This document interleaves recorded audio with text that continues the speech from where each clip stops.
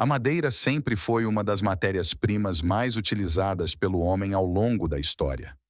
Desde os primórdios, ele sentiu a necessidade de criar objetos e utensílios para facilitar sua vida cotidiana.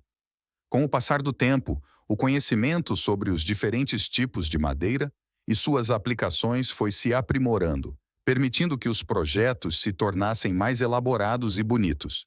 A evolução artesanal é uma jornada fascinante que nos leva a explorar a criatividade e a habilidade do ser humano em transformar um simples pedaço de madeira em uma obra de arte.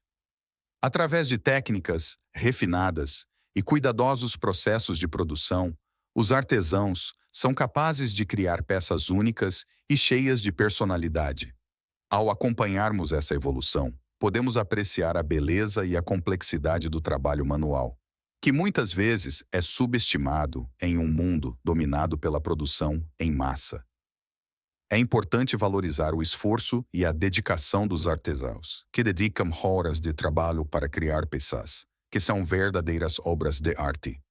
Por isso, convidamos você a seguir e curtir nosso canal, onde produzimos conteúdo de qualidade e relevância sobre a evolução artesanal.